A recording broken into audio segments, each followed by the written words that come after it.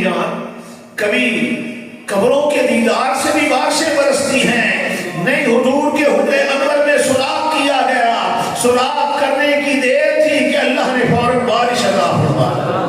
اور حضور کا حجرے انور جو روضہ مبارک ہے نا، اب بھی اس جگہ پہ نشانی موجود ہے، اب بھی نشانی اس جگہ پہ موجود ہے جہاں سے صحابہ نے سراغ کیا تھا اور آسمان سے بارش برسی تھی۔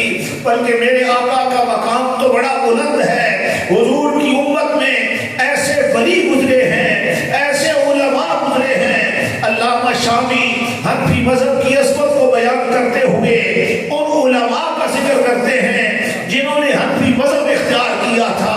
حضرت معروف کرخی کا ذکر کرتے ہوئے فرماتے ہیں من المشائخ الکبار، بڑے مشائخ میں سے تھے، مجاب الدعوت، مستجاب الدعوات تھے، یستسقا بقبرہ، اگر ان کے علاقے میں بارشیں رک جاتی لوگ ان کی قبر پہ آ کے دعا مانگا کرتے تھے، اللہ بارشیں عطا فرما دے۔ یہ شان خدمت گاروں کی، یہ شان خدمت گاروں کی سرکار کا عالم کیا ہوگا۔ تو حضرت صدیق اکبر عرض کرتے ہیں آقا میری بیٹی عائشہ کا آپ کے نکاح میں ہونا یہ مجھے بہت زیادہ محبوب ہے، اور دوسری چیز عرض کرتے ہیں آقا میرا سارا مال آپ کے قدموں پہ قربان ہو جانا، سب کچھ آپ کے نام پہ لٹا دینا، وار دینا، یہ مجھے بہت زیادہ محبوب۔ بلکہ سردار نے ایک موقع پر فرمایا کہ ما نفعنی مال احد قط ما نفعنی مال ابی بکر، کہ جتنا نفع مجھے ابو بکر کے مال نے دیا ہے اتنا نفع کسی اور کے مال نے نہیں دیا۔ حضرت ابو بکر صدیق کھڑے ہو گئے، عرض کرتے ہیں آقا میرا مال ہے کہاں؟ میری تو کیفیت یہ ہے کہ میرا مال بھی، میری جان بھی، میری اولاد بھی تیرے قدموں پہ قربان ہے۔ میری حالت تو یہ ہے کہ تیری دوستی سے پہلے مجھے کون جانتا تھا، تیری دوستی سے پہلے مجھے کون جانتا تھا، تیرے عشق نے بنایا میری زندگی فسان۔ اور پھر صدیق اکبر نے مال لٹایا کس طرح؟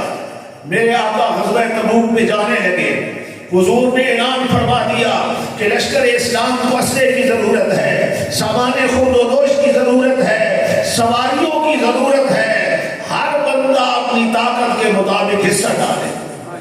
اور یہ وقت بڑا مشکل تھا، خود قرآن کہتا ہے فی ساعۃ العسرۃ، صحابہ بڑی مشکل میں تھے۔ اب آپ کہیں گے مشکل کس بات کی تھی؟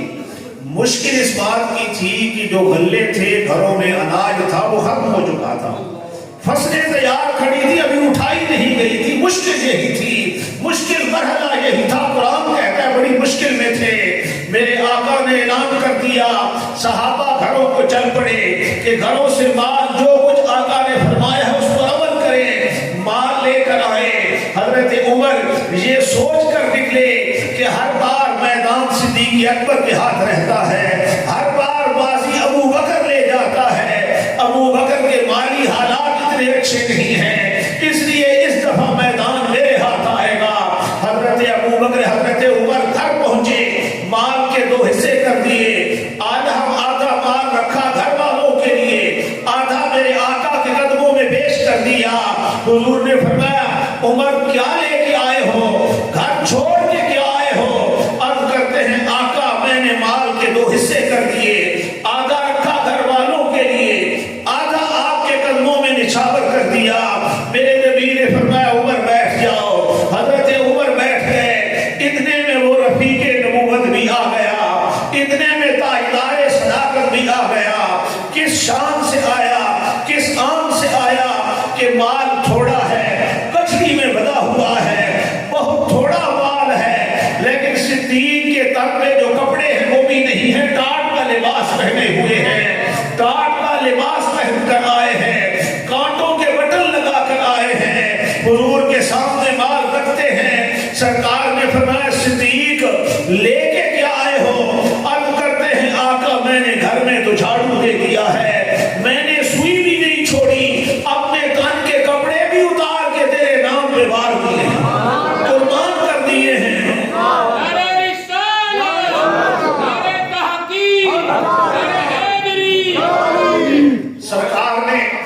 हजरत उमर की तरफ देखा, हुजूर ने फरमाया उमर मर्तबों में भी वही फर्क है जो जवाबों में फर्क है, जो जवाबों में फर्क है।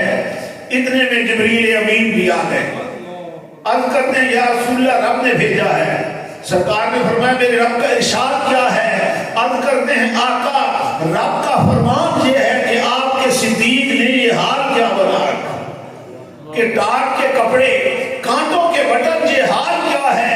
मेरे नबी ने फरमाया जिब्रील मेरा रब जानता है, सिद्दीक ने सब कुछ मेरे नाम पे वार दिया है, तन के कपड़े भी पेश कर दिए हैं। हजरत जिब्रील वापस गए, अल्लाह की तरफ से हुक्म आ गया, जिब्रील दोबारा आए, आके अर्ज करते हैं या रसूल अल्लाह रब ने सिद्दीक की तरफ सलाम भेजा है, रब ने सिद्दीक की तरफ सलाम भेजा है। हुजूर ने फरमाया सिद्दीक मेरे रब का सलाम आया है। सिद्दीक की खुशी की इंतहा न रही कि कहाँ मैं और कहाँ वो अहकमुल हाकिमीन, कहाँ मैं और कहाँ वो बेनियाज, कहाँ मैं और कहाँ वो खालिक व मालिक। जिब्रील अर्ज करते हैं आका एक बात और भी है कि रब ने फरमाया है सिद्दीक से पूछो वो हमसे राजी भी है या नहीं, सिद्दीक से पूछो वो हमसे राजी भी है या नहीं। सरकार ने फरमाया अबू बकर मेरे रब ने पूछा है कि सिद्दीक से पूछो वो हमसे राजी भी है या नहीं। हजरत सिद्दीक वक्त में आ गए, अर्ज करते हैं आका कहाँ मैं और कहाँ वो बेनियाज, कहाँ मैं और कहाँ वो खालिक व मालिक। मैं तो रब की हर रजा पे राजी, जिस हाल में रखे मैं उसी हाल में राजी। हजरत जिब्रील वापस गए, अल्लाह का कुरान आया वला सौफ यरदा, सिद्दीक हमसे राजी तो हम सिद्दीक से राजी। तो अर्ज करते हैं आका सारा माल आपके कदमों पे लुटा देना मुझे इसके साथ मोहब्बत है। और तीसरी चीज अन नज़रो इला वजहिक या रसूल अल्लाह, या रसूल अल्लाह तेरा चेहरा हो, सिद्दीक की निगाहें हो, हर घड़ी सिद्दीक तुझे तकता रहे, मुझे इसके साथ हो। बल्कि अभी हुजूर ने जब ऐलान नबूवत फरमाया, एलानिया तबलीग का हुक्म नहीं हुआ था, थोड़े सहाबा भी ईमान लाए थे, एलानिया तबलीग का हुक्म नहीं हुआ था। एक दिन सिद्दीक अकबर आते हैं, अर्ज करते हैं या रसूल अल्लाह अगर आप इजाजत दें हरमे काबा में जहां अबू जहल बैठा है, अबू लहब बैठा है, उतबा और शैबा बैठे हैं, वहां जाकर मैं रब की तौहीद का ऐलान कर दूं, आपकी रिसालत का ऐलान कर दूं। सरकार ने इजाजत दे दी। हजरत अबू बकर सिद्दीक चले गए। कान अव्वल खतीब इल्लाह व रसूलिही, इस्लामी तारीख का ये पहला खतीब था कि जिसने मजमे आम में कुफार के मजमे में जाकर रब की तौहीद का ऐलान कर दिया, आका की रिसालत का डंका बजा दिया। फिर क्या था, मुशरिकीन मक्का ने मारना शुरू कर दिया, इतना मारा कि सिद्दीक खून में लथपथ हो गए, चेहरा मुबारक भी सूज गया अबू बकर सिद्दीक का। अबू जहल ने देखा कि अब इनके बचने की कोई उम्मीद तो है नहीं, उसने कहा यहाँ से निकलो, अबू बकर का खानदान आ जाएगा, लड़ाई शुरू हो जाएगी। सारे छोड़कर चले गए। ये खबर जंगल की आग की तरह मक्के में फैल गई कि आज अबू बकर सिद्दीक को हरमे काबा में मारा गया। इतना मारा गया कि खून में लथपथ है, चेहरा भी सूज चुका है, बचने की कोई उम्मीद नजर नहीं आ रही। हजरत अबू बकर सिद्दीक का सारा खानदान जमा हो गया, बिरादरी सारी इकट्ठी हो गई, सिद्दीक को उठाकर घर ले गए। बिरादरी ने अहद व पैमा बांधे कि अगर अबू बकर सिद्दीक शहीद हो गए तो जो लोग मारने में शरीक थे सबसे बदला लिया जाएगा, उतबा को कत्ल किया जाएगा, शैबा को मारा जाएगा, अबू जहल की गर्दन काटी जाएगी, अबू लहब की गर्दन काटी जाएगी।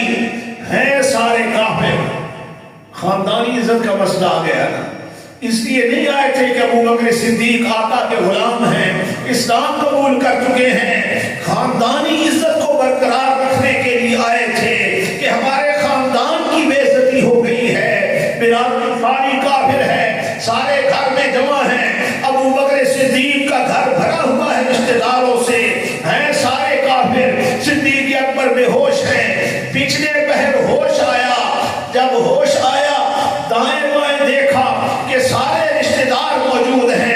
سارے کافر ہیں۔ صدیق کی زبان پہ جو پہلا جملہ تھا وہ یہ تھا کہ بتاؤ میرے آقا کا کیا حال ہے، بتاؤ میرے مصطفیٰ کا کیا حال ہے، ان کے نثار کوئی کیسے ہی رنج میں ہو، ان کے نثار کوئی کیسے ہی رنج میں ہو، جب آ گئے ہیں سب ہم بھلا دیے۔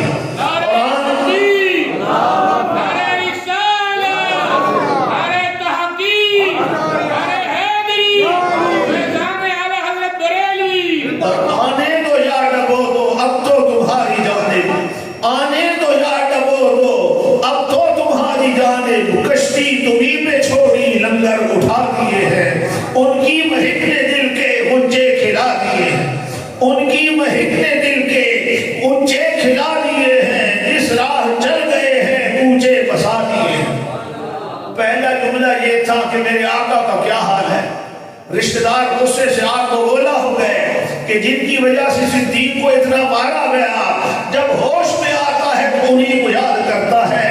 مدتوں سے آرزو تھی ہوش کی، مدتوں سے آرزو تھی ہوش کی، ہوش جب آیا تو دیوانے بنے، یہ دیوانہ عشق تھا، ہوش جب آیا تو دیوانے بنے۔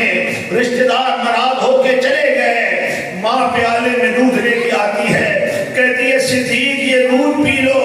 آپ نے فرمایا ماں جب تک مجھے یہ پتہ نہیں چلے گا کہ میرے آقا کا کیا حال ہے، نہ کچھ کھاؤں گا نہ کچھ پیوں گا۔ ماں نے کہا پھر مجھے کیا پتا تیرے نبی کا کیا حال ہے۔ ماں نے بھی اسلام قبول نہیں کیا تھا۔ آپ نے فرمایا ماں پڑوس میں ایک عورت رہتی ہے ام جمیل، وہ اسلام قبول کر چکی ہے، جاؤ اس سے پوچھ کر آؤ کہ میرے آقا کا کیا حال ہے۔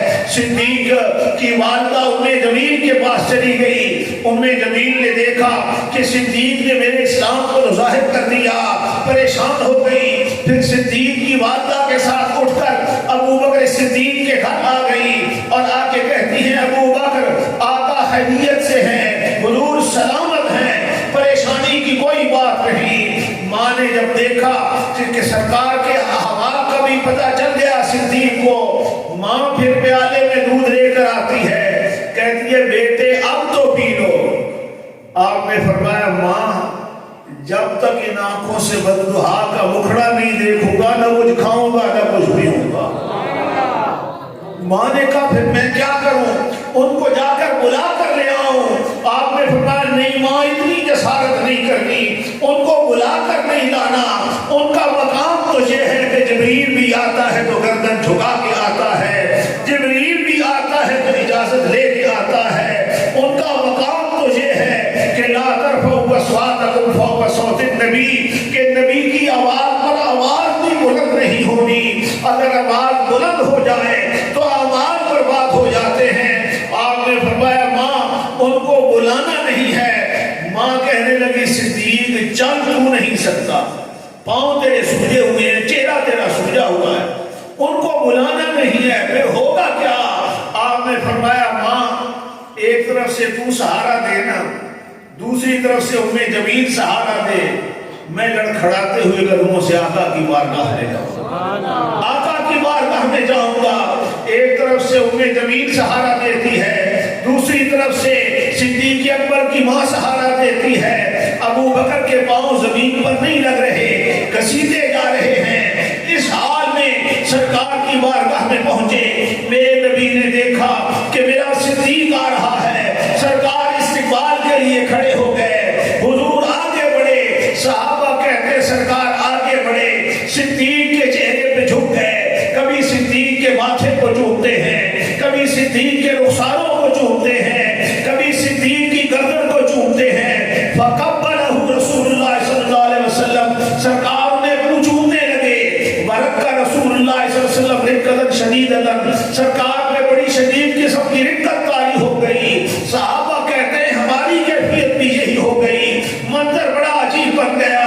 ابو بکر صدیق نے دیکھا کہ دریائے رحمت جوش میں ہے، عرض کرتے ہیں آقا میری ماں بھی آئی ہے، میں اپنی ماں کو دوزخ میں جلتا ہوا نہیں دیکھ سکتا، ذرا ید اللہ والے ہاتھ اٹھائیں تاکہ اللہ میری ماں کو بھی دولت اسلام عطا کر دے۔ میرے نبی نے ہاتھ اٹھا دیے، اللہ اکبر، یہ سرکار کی محبت ہے، یہ حضور کا لیکن عشق بڑھتا گیا، عشق میں اضافہ ہوتا گیا۔ اس لیے تو میرے نبی نے فرمایا کہ اگر میری ساری امت کا ایمان ترازو کے ایک پلڑے میں رکھا، ساری امت کا ایمان ترازو کے ایک پلڑے میں رکھا جائے، اکیلے ابو بکر کا ایمان ترازو کے دوسرے پلڑے میں رکھا جائے، ایک طرف باقی صحابہ بھی آ گئے، عباس بھی آ گئے، عطار بھی آ گئے، عبدال بھی آ گئے، اولیاء آ گئے، ساری امت آ گئی، ایک طرف اکیلے ابو بکر کا ایمان ہے۔ حضور نے فرمایا ایمان کے معاملے میں میرا صدیق سب پہ بازی لے جائے گا، میرا صدیق سب پہ بازی لے جائے گا۔ اور وہ کیا تھا؟ فرمایا فی قلبہ شیء، اس کے دل میں ایک چیز ہے، اور دل میں کیا چیز تھی؟ میرے آقا کی محبت تھی، حضور کی محبت تھی، اور سرکار بھی محبت کیا کرتے تھے۔ اس لیے حضرت ابو بکر عمر فرماتے ہیں ابو بکر سیدنا و خیرنا و احبنا الی رسول اللہ صلی اللہ علیہ وسلم، ابو بکر ہمارے سردار بھی تھے، ہم سب سے بہتر بھی تھے، اور رسول اللہ کو سب سے زیادہ محبوب بھی ابو بکر صدیق بھی تھے، کیونکہ صدیق محبت کے معاملے میں سب سے آگے تھے۔ بلکہ جب امی عائشہ نے عرض کیا نا حضور کی بارگاہ میں، آسمان پر تارے کثرت سے جگمگا رہے تھے، رات کا وقت تھا، حضرت عائشہ نے سوال کیا کہ یا رسول اللہ آپ کے کسی امتی کی نیکیاں آسمان کے تاروں کے برابر بھی ہیں؟ سائنسی ترقی عروج پر ہے، انتہا کو پہنچی ہوئی ہے، لیکن آج بھی تاروں کی تعداد کا تعین نہیں ہو سکا۔ 14 صدیاں پہلے امی عائشہ سے سوال کیا کہ یا رسول اللہ آپ کے کسی امتی کی نیکیاں آسمان کے تاروں کے برابر بھی ہیں؟ معلوم ہوا صدیقہ کائنات کا عقیدہ یہ تھا کہ میرا نبی تاروں کی تعداد بھی جانتا ہے، اپنے ہر امتی کی نیکیوں کو بھی جانتا ہے۔ اور حضور نے بھی یہ نہیں فرمایا عائشہ میری ساری امت ابھی پیدا ہی نہیں ہوئی، بڑے بڑے نیک لوگ آئیں گے، متقی آئیں گے، پرہیزگار آئیں گے، جنہوں نے عمل کیے نہیں، میں ان کی کیسے خبر دے دوں؟ نہیں، میرے نبی نے فرمایا عائشہ میری امت میں ایک عمر ایسا ہے جس کی نیکیاں آسمان کے تاروں کے برابر۔ حضرت عائشہ کا چہرہ بجھ گیا، پریشانی کے آثار آ گئے، سوچنے لگی کہ خدمات تو میرے باپ کی زیادہ تھی، قربانیاں تو میرے باپ کی زیادہ تھی، مشکلوں میں کوئی ساتھ رہا تو ابو بکر رہا، آسانیوں میں کوئی ساتھ رہا تو ابو بکر رہا، راتوں کو جاگ کر کسی نے پہلے کیے تو وہ ابو بکر ہی تھا، نہ جانے عمر بازی کیوں لے گیا۔ سرکار نے فرمایا عائشہ کیا سوچ رہی ہو؟ یہی سوچ رہی ہو نا کہ خدمات تو میرے باپ کی زیادہ تھی، نہ جانے بازی عمر کیوں لے گئے؟ عرض کرتی ہے جی یا رسول اللہ۔ حضور نے فرمایا عائشہ تیرا سوال تھا کہ کس کی نیکیاں آسمان کے تاروں کے برابر، میں نے بتا دیا عمر کی، باقی رہ گئے تیرے والد ابو بکر صدیق، تو انہوں نے غار میں میرے ساتھ جو 3 راتیں گزاری تھی، ان 3 راتوں میں سے ایک رات ایک طرف، عمر کی ساری زندگی کی نیکیاں ایک طرف۔ ان 3 راتوں میں کیا ابو بکر صدیق نماز پڑھتے رہے تھے؟ بولیے، کیا قرآن کی تلاوت کرتے رہے تھے؟ ذکر اذکار کرتے رہے تھے؟ تسبیح و تحلیل پڑھتے رہے تھے؟ نہیں، میرے آقا کا پہرا دے رہے تھے، حضور کی چوکیداری کر رہے تھے۔ تو معلوم ہوا تحفظ ناموس رسالت، سرکار کی عزت کے لیے پہرا دینا، یہ ایسا عمل ہے کہ جملہ عبادتوں سے بازی لے جائے۔ جملہ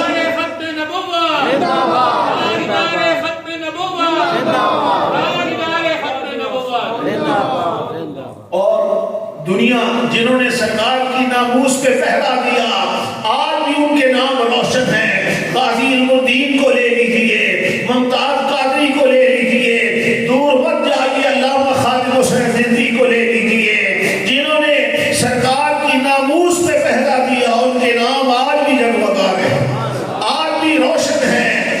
اسی لیے تو حضرت عمر کہا کرتے تھے نا کہ کاش ابو بکر میری ساری زندگی کی نیکیاں لے لے، نمازیں لے لے، روزے لے لے، حج لے لے، زکات لے لے، غار میں جو 3 راتیں گزاری تھی ان 3 راتوں میں سے ایک رات مجھے دے۔ تو یہ سرکار کے ساتھ محبت ہے، عشق ہے۔ جس صحابی کو بھی لے لیجئے، محبت کا اپنا انداز ہے، عشق کا اپنا کریم صلی اللہ تعالی علیہ وسلم بلکہ یہاں پر تو بچے بھی آ گئے، انہوں نے بھی حضور کے نام میں سب کچھ لٹا دیا۔ حضرت زید بن حارثہ یہ چھوٹے بچے تھے، ان کی والدہ ان کو لے کر ننیال جا رہی تھی، قافلے میں شامل تھی۔ پرانے دور میں قافلے چلا کرتے تھے اور پھر ڈاکو قافلوں کو لوٹا بھی کرتے تھے۔ ان کی والدہ قافلے میں شامل ہو گئی۔ حضرت زید بڑے خوبصورت تھے، چہرہ بڑا منموہنا تھا۔ قافلے نے ایک مقام پہ قیام کیا، ڈاکوؤں نے شبخون مارا، قافلے کو لوٹنا شروع کر دیا۔ ایک ڈاکو کی نگاہ حضرت زید پہ پڑ گئی، اس نے دیکھا کہ بچہ بڑا خوبصورت ہے، چہرہ بڑا منموہنا ہے، ادائیں بڑی نرالی ہیں۔ اس نے یہ سوچا کہ اس بچے کو بھی بیچ دیں گے، بڑے پیسے ملیں گے۔ حضرت زید کو چھین لیا۔ زید کی ماں چیختی رہی، چلاتی رہی، دعائیاں دیتی رہی، ہاتھ توڑتی رہی، لیکن انسان جب وحشت و بربریت پہ آتا ہے تو انسانیت کے سارے پردے چاک کر دیتا ہے۔ حضرت زید کو چھین لیا گیا۔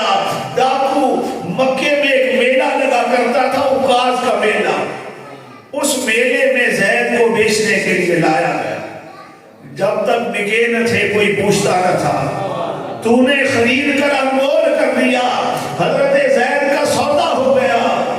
بکتے بکاتے پھرتے پھراتے حضرت خدیجہ الکبریٰ تک پہنچ گئے۔ حضرت خدیجہ الکبریٰ تک پہنچ گئے۔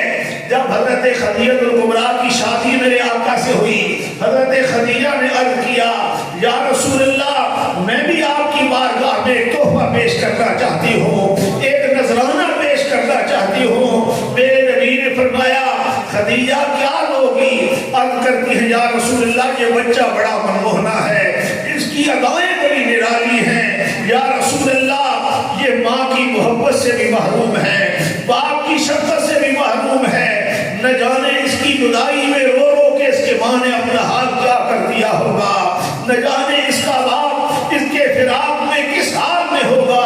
آقا آپ کی بارگاہ میں رہے گا تو اسے ماں کی محبت بھی مل جائے گی، باپ کی شفقت بھی مل جائے گی۔ حضور نے قبول کر لیا۔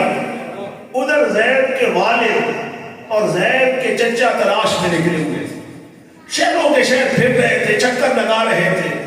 کسی نے بتایا کہ تمہارا بیٹا زید مدینے میں محمد مصطفیٰ کے پاس رہتا ہے۔ پوچھتے ہوئے مکے میں محمد مصطفیٰ کے پاس رہتا ہے۔ پوچھتے ہوئے مکہ معظمہ آ گئے، حضور کی بارگاہ میں حاضر ہوئے، عرض کرتے ہیں ہمارا بیٹا زید آپ کے پاس رہتا ہے، ہم اس کو لینے کے لیے آئے ہیں۔ ظاہر ہے کہ ڈاکوؤں نے لوٹا ہے، انہوں نے بیچا ہوگا، آپ نے خریدا ہوگا، پیسے بھرے ہوں گے، مال دیا ہوگا۔ تو زید کا باپ کہنے لگا، میں اپنے علاقے کا بڑا امیر آدمی ہوں، بہت بڑا زمیندار ہوں، بڑی زمینیں ہیں، جائیداد بہت بڑی ہے، مال مویشی ہے، جتنا مال کہیں گے میں پیش کر دوں گا، زید آپ ہمارے حوالے کر دیں۔ میرے نبی نے فرمایا ایک شرط میری بھی ہے۔ انہوں نے کیا؟ وہ کیا؟ حضور نے فرمایا اگر زید تمہارے ساتھ جانے کے لیے تیار ہو گیا تو میں نے کوئی پیسے نہیں لے، تمہارا بیٹا ہے زید لے جانا اگر جانے کے لیے تیار ہو گیا، لیکن اگر اس نے تمہارے ساتھ جانے سے انکار کر دیا تو ضد تم نہیں کرو گے، پھر زبردستی جبرن لے کر نہیں جاؤ گے۔ باپ خوش ہو گیا، اس کے ذہن میں تو یہ تھا کہ زید مجھے دیکھے گا، رونا شروع کر دے گا، میرے ساتھ چمٹ جائے گا، لپٹ جائے گا، اس کو ماں یاد آئے گی، گھر یاد آئے گا۔ ان دونوں نے باپ اور چچا نے خوش ہو کر کہا کہ بالکل ٹھیک ہے، ہمیں منظور ہے۔ سرکار نے زید کو بلایا، وہ بچوں کے ساتھ کھیل رہے تھے، حضور کا حکم پہنچا، دوڑتے ہوئے آ گئے۔ جو ہی اندر داخل ہوئے دیکھا کہ باپ بھی بیٹھا ہے اور چچا بھی بیٹھا ہے۔ زید کے چہرے کا رنگ اٹھ گیا، حضور کے سامنے آ کر بیٹھ گئے۔ ایک نظر مصطفیٰ کا چہرہ تکتے ہیں، دوسری نظر زمین پہ ڈال دیتے ہیں۔ باپ بھی حیران، چچا بھی حیران کہ یہ ہو کیا گیا۔ کچھ دیر خاموشی رہی، سناٹا رہا۔ پھر سرکار نے فرمایا زید جانتے ہو یہ کون ہے؟ عرض کرتے ہیں جی یا رسول اللہ۔ کون ہے؟ عرض کرتے ہیں آقا ایک میرے والد ہیں، دوسرے میرے چچا ہیں۔ حضور نے فرمایا زید تجھے لینے کے لیے آئے ہیں، اب تیری مرضی کیا ہے؟ زید جواب دیتا ہے انت من منی مکان الاب والام، یا رسول اللہ میرے لیے تو اب باپ بھی آپ ہیں اور چچا بھی آپ ہیں۔ ہم آہوان سہرا سر خود نہاد برکہ، ہم آہوان سہرا سر خود نہاد برکہ، بامید کے روزے بشکار خواہی آمد۔ سرکار کے ساتھ یہ محبت ہے۔ باپ نے کہا زید دیکھو میری طرف، تختار عبودیت الحریت، تو آزادی پر غلامی کو ترجیح دے رہا ہے، یہاں ساری زندگی تو نے نوکر بن کے رہنا ہے، غلام بن کے رہنا ہے، تجھ سے کام لیا جائے گا، تجھے ڈانٹا جائے گا، تجھے سزا دی جائے گی، وہاں پر زمینیں تیری، جائیدادیں تیری، مکانات تیرے، مال مویشی تیرے، وہاں پر آزادی کی زندگی ہے، یہاں پر غلامی کی زندگی ہے۔ جب باپ نے اتنی لمبی چوڑی تقریر کر ڈالی تو زید نے بھی سر میرے آقا کے قدموں میں رکھ دیا اور زبان حال سے کہتے ہیں آقا تیرے قدموں پہ پلے غیر کی ٹھوکر پہ نہ ڈال، تیرے قدموں پہ پلے غیر کی ٹھوکر پہ نہ ڈال، جھڑکیاں کھائیں کہاں چھوڑ کے صدقہ تیرا۔ اور پھر آتا ہے غلاموں پہ انہیں پیار کچھ ایسا، آتا ہے غلاموں پہ انہیں پیار کچھ ایسا، خود بھیک بھی دیتے ہیں خود ہی کہیں منگتے کا بھلا ہو، خود بھیک بھی دیتے ہیں خود ہی کہیں منگتے کا بھلا ہو۔ یعنی اس صحابی کو دیکھیے، محبت کا اپنا انداز ہے، بلکہ سرکار کے وصال کے بعد یہ نہیں کہ صحابہ کی محبت کم ہو گئی تھی، محبت اور بڑھ گئی تھی، عشق اور بڑھ گیا تھا۔ سرکار کے صحابی ہیں حضرت عبداللہ بن زید رضی اللہ تعالیٰ عنہ، سرکار کا وصال ہوا، انہوں نے دعا مانگی کہ اللہم اذہب بصری حتی لا ارا بعد حبیبی محمد احدا، کہ اے اللہ جن آنکھوں سے میں نے بددعا کا